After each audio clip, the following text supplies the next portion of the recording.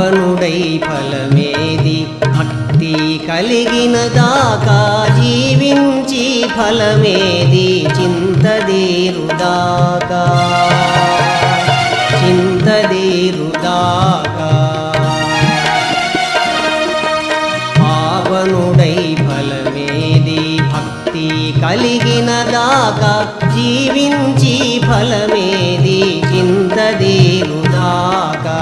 వేవేలా ఫలమేది Venkatesu గన్నదాకా